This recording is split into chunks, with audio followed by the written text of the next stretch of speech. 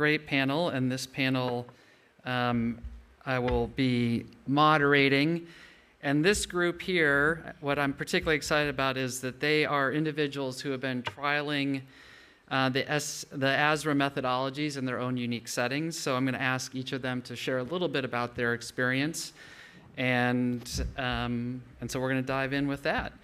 So in terms of our panelists, we have Alice Ruhweza, from President of AGRA, Shama Karkal, Trustee, Community Action Lab. We have Sarah Hendel-Blackford from ASRA, Director of Systemic Risk Assessment, and Jack Denton, Director of TMP. So with that, I'm going to dive in. So Alice, grab that. Does that sound all right? Yeah, great. Okay. So Alice, in your previous role at WWF, you trialed and implemented the SRA and SRR approaches to apply a systemic risk assessment lens to the implementation of the Global Biodiversity Framework in 3 countries, Vietnam, Tanzania, and Papua New Guinea. Can you tell us more about this process and what you learned and how it shaped your perspective on systemic risk assessment? So you have 5 minutes. That should be on. Maybe that. There you go. All right. Thank you very much. Alice Ruhweza. As you said previously, I was with the Worldwide Fund for Nature. But prior to that, I was with UNDP and other organizations. And my interest in this, in really engaging with this pilot, first stemmed with what I saw had been the failures of the SDG. Because when you think about the SDGs, when those ones came on board, the idea was really to implement them in an indivisible way. It was those 17 goals and all those indicators. It was really meant to bring that integrated approach. And so when the Global Biodiversity Framework was established and countries signed up to it, and we were calling for a whole of system and whole of government approach, really my engagement with ASRA was meant to say, okay, now that we're going to support countries, and WWF was supporting many countries in terms of how do you implement the GBF in this whole of system approach, I saw a lot of value in really working with ASRA and working with the tools, the SRA and the SRR, the system risk analysis and the system risk response, to help us along the way in these countries.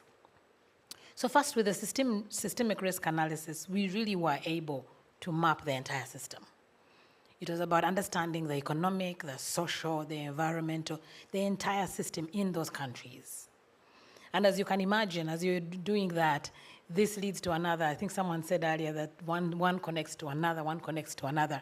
So you get this very big picture, Tanzania, for example, mega biodiverse country in East Africa, one of the largest actually in countries, really pushing for its biodiversity protection, but with the involvement of the local communities, because the protected area estate is very big.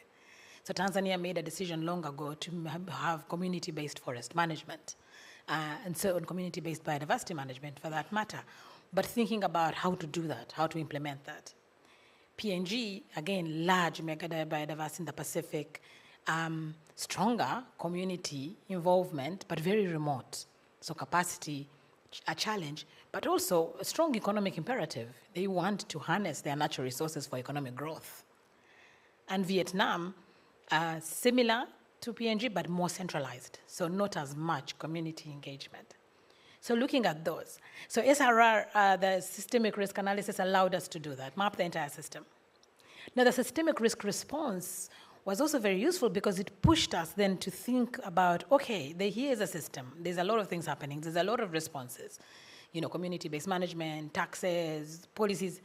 But which of these are really working and which of these are really driving towards what we're looking for, and which ones are failing? So where should we focus? So the team and I we developed these big maps. We had map 1, which we called the map of the system. And then we had map one showed the whole system and the responses. Then we really had map 2 that looked deeply at those responses and said, is this working? Is this not working? Which ones of these should we focus on? And then map 3, the last one, was really about what needs to change in those systems. So it's a lot for me to cover in 5 minutes, but I'll try to say what we've learned. So really the first one was how do you translate systemic complexity into strategic action? So looking at, for example, the extractive licensing in biodiversity hotspots in PNG, completely clashing with the protected area expansion, which is the target 3 of the Global Biodiversity Framework. But the Global Biodiversity Framework also recognizes, that's why it has, I believe it's about 17 or something, it recognizes these, the harmful subsidies, the issues, and it was about how do you then bring those together.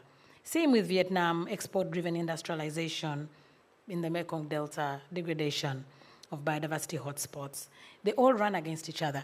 Tanzania was the unique one where there is, nature-based tourism is a big thing, so there's a lot of work towards that, but the incentives for community-based natural resource management were not always working.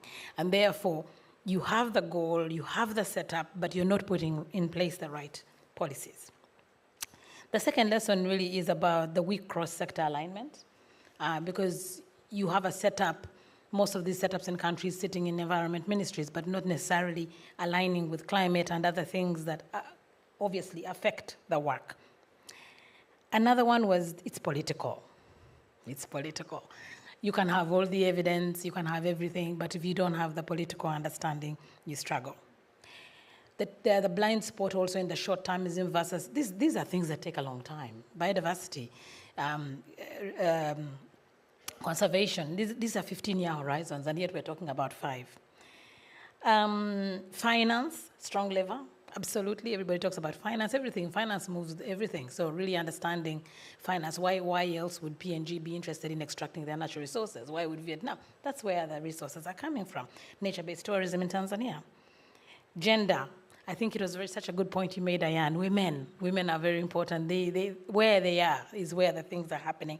And I think bringing those very closely was important. But one thing I will say as I close, because I only have 5 minutes, is these tools are very important. I don't think that we are going to achieve what we need to achieve if we don't have these tools. I have moved now I work with AGRA. It's food systems transformation. But when you look at our work, we started with productivity. We moved on to markets. We moved on to climate, sorting climate. We're now doing gender, youth jobs, because it is a systems approach. It requires a systems approach.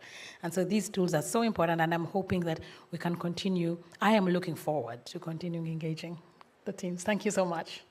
Thank you so much. Shama, over to you.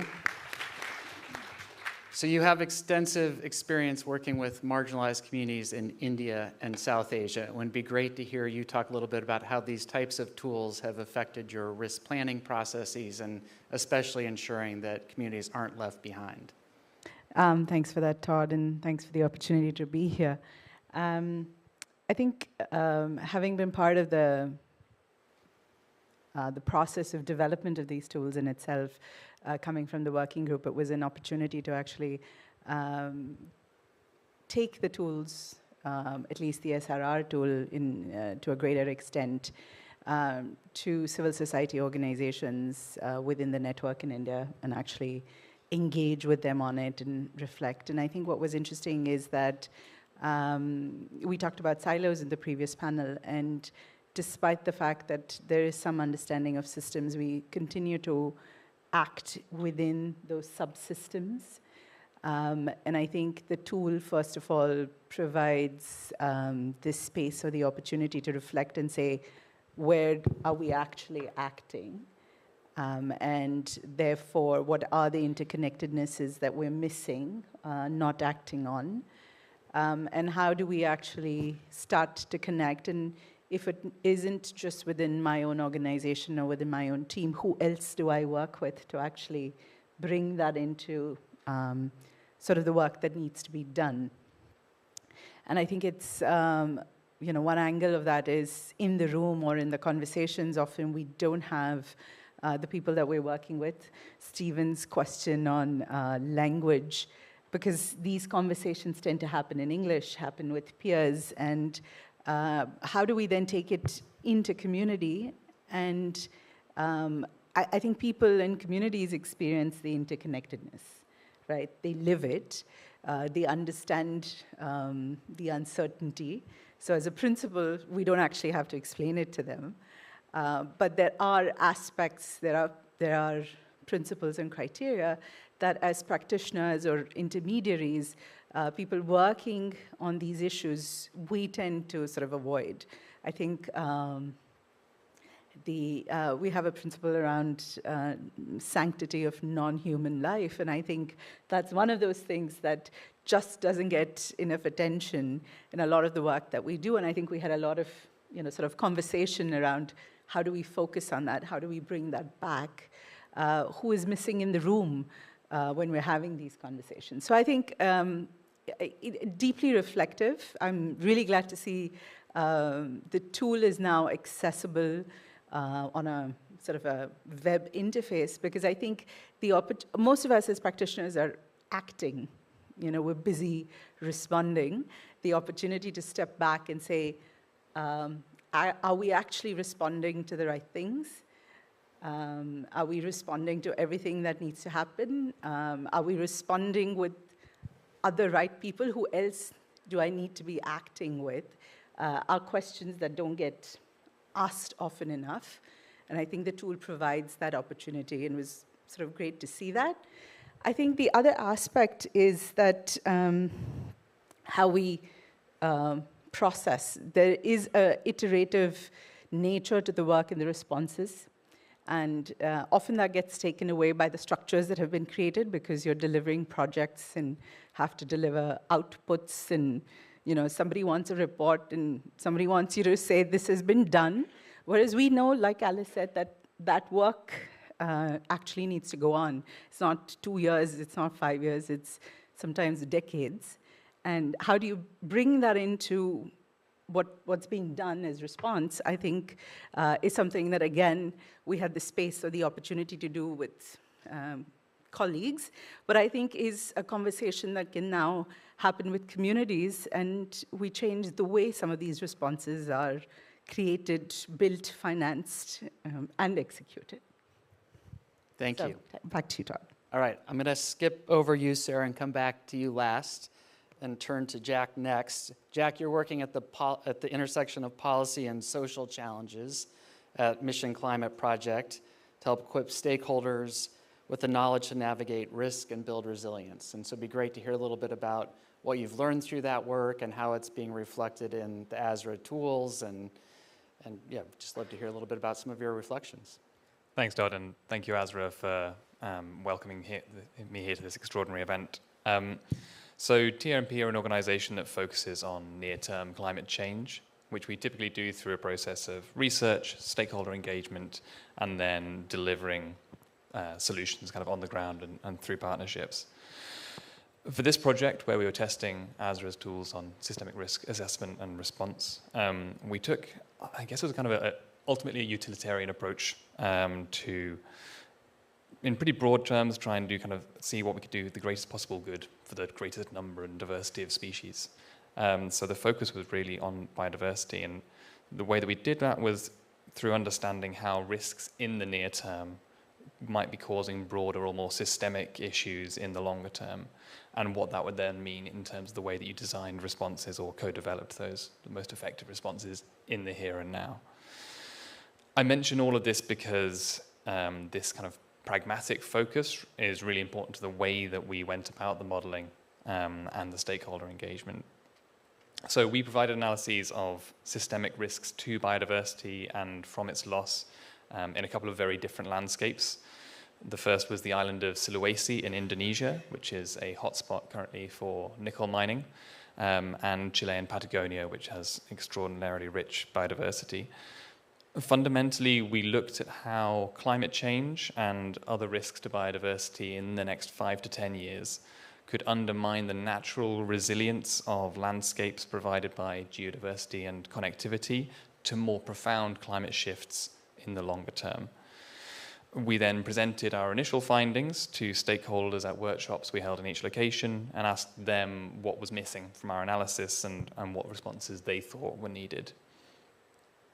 In practice, on the modelling side, this meant a combination of quantitative and qualitative approaches depending on where the data was available. So, for example, on the climate side, we've got quite good data.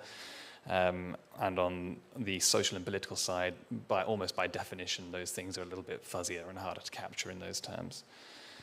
There are a couple of other really important implications of the sorts of goals that we had at the outset and the way that we did the assessment and the fact that it was kind of a relatively rapid approach, as I'm sure you guys struggled with as well. The very first thing we identified was that a kind of a global, top-down, quantitative modeling approach was just not going to be appropriate. To tune the modeling to provide the really locally appropriate results that you need for this kind of assessment of biodiversity risks would be a multi-million, multi-year sort of effort, and I'd be interested in that sort of thing, but that's not the sort of problem we were looking at. The second thing to say is that our approach to the modelling was really informed by our motivation to engage stakeholders and develop responses with them. It needs to cater to the interests and capacity of those stakeholders, primarily in the way that the results are presented, I think, but also it has implications for the way that you, for example, set system boundaries, the kind of risks or processes that you're most interested and that you emphasize through that modeling process. To give an example, it was, while our ultimate focus was on risks to biodiversity, it was really clear that we weren't going to get engagement from some stakeholders, say nickel miners in Indonesia or cattle ranchers in Patagonia, unless we could demonstrate the risks to them and their livelihoods from its loss. So this meant that the results had to be presented in ways that were kind of easily comprehensible, not necessarily in some of the language that we might use in this room, and in terms of things that mattered to those people. So, for example, if you're running a business, it's financial metrics, or in terms of threats to operations, delays, that sort of things. So in terms of how nature-centric approaches can be used, I think having that twin focus on nature in and of and for itself, with the recognition that our ability to do something about it is completely instrumental. It depends on our very human relationship with it. Thanks. All right, so Sarah, some very different experiences, diverse contexts, some commonalities too that I'm hearing. So what needs to be done now to ensure scalability? Thanks, Todd. I would say, building on the hard work of all the piloteers, we are now looking for early adopters to trial this tool, this demonstration version of STEER. We're really excited. I know some of you are already in this room, but we're looking to kind of grow that early adopters community between now and the full launch of the tool in October. We're looking for a range of different, diversity of different partners to work with. So different governance scales, different contexts, different focus of their work, because we really want to join a sort of in a new working relationship. A tool alone, without working together and deeply thinking, will not move the dial. But if we work together and build on what the piloteers have done, I think it could really refine it to something quite fundamental when we go to full launch in October. Using the experience of the piloteers and developing this tool, we think it's really a way to open the door. It's like a springboard to a different way of working, so a different way of thinking about systemic risk, assessing and responding to it. So early adopters that are ready for that challenge, who are open-minded, who are ready to broaden the aperture of their responsibilities. We heard Christiana this morning talking about the need to be courageous and really have the conviction to do something differently. And I think it's that we think STEER enables us to do. We're looking for open dialogue, a frank partnership, so very keen to hear it for those who'd like to trial the tool. What works, what doesn't, what is missing, What do you need more of? And critically, in using the tool, what have you done differently as a result? And I would encourage people when they do look at it to share it with across your organization. So this is designed for collaboration. So share it with other departments, other teams. It is built to prompt a change and prompt new kind of real-world interactions. We've heard from the piloteers, they use the questions that are asked in this tool as prompts in workshops, in participatory workshops. They use the foundations that are in STEER to really inform and change the analysis. So combining qualitative and quantitative analysis, use it from a range of different knowledge types. So STEER has been designed really to do that online, virtually, collaboratively, but also just with a flip chart in a workshop. And then beyond that, I would encourage people to not just try it with your colleagues in different departments and teams, but with partners that you're already working with. That is critical and crucial. So that is the immediate ask, I would say, in terms of scaling up. But in the long term, I would also say we're looking to hear from feedback once we're in the full launch to see, we recognize that many people, many organizations, they have their own culture, their own lexicon, and this tool could be adapted and tailored to different contexts and types. But for that will need more technical testing, more investment. So for now and for today, I'd say come and talk to us. Have a look at it. You'll hear more about it this afternoon. We're around, we're here, and we'd love to hear from you. Thank you. Thanks, Sarah. I'm going to turn back to each of our panelists and ask one more question, which is, what do you see as the biggest opportunity to apply and mainstream the tool? And it could be an issue, it could be a place, it could be a community, and I'm going to let anyone who wants to jump in first. I'm not going to put you on the spot first, Alice, unless you want to jump in. So anyone? Yeah, Alice is ready. Great. Okay. I'm happy to jump in. And I want to correct something I didn't do earlier, which I forgot to thank AJ and Sarah and the teams that I work with, because without them, we couldn't have done this. You know, we had needed a lot of guidance and thinking through this. And I like their spirit of experimentation and their spirit of, yeah, let's try this, or let's try this map, or let's try this. So it was fabulous. Opportunity, of course, for me, I'm going to pick where I am at the moment, which is in food systems. It's a systems approach, and I see a strong opportunity for us to bring this thinking into the countries where we work. Like when we did the pilots, we had projects running in these countries, so it was able to share those results live with those projects, bring them into stakeholder discussions, ask questions. We did a lot of key informant interviews in countries using the tools and able to pull back. And I think, as everybody said earlier, the capacity, but the incentives. I don't think it's always that the capacity is lacking. It's sometimes what I found was it's always the incentives. So I see an opportunity in really working with the team now going forward in the work I'm doing now in food systems, and I'll be talking to Sarah about that, in 15 African countries, but also, you know, across the entire trajectory, obviously, of Africa. How do we change the trajectory of Africa to think more in terms of food systems? So I'm looking forward. Thanks. Great, and I've done a lot of work in the food system space, and Sarah and I were actually having a chat a couple nights ago about the fact that in the community that talks so much about transformation, there's actually little talk about systemic risk, so it's great. Shama. I was going to say that I think the social economy and social entrepreneurs is where I find there's a lot of action. There's a lot of interest in looking at multiple systems in the crisis across multiple systems, and this type of tool. So everybody who's acting needs to be using this type of tool, if nothing else, to reflect and say, where are we actually sort of acting? What is our response, and how do we further fine-tune that response? So I would say that those networks are the ones that are the biggest opportunity. Great.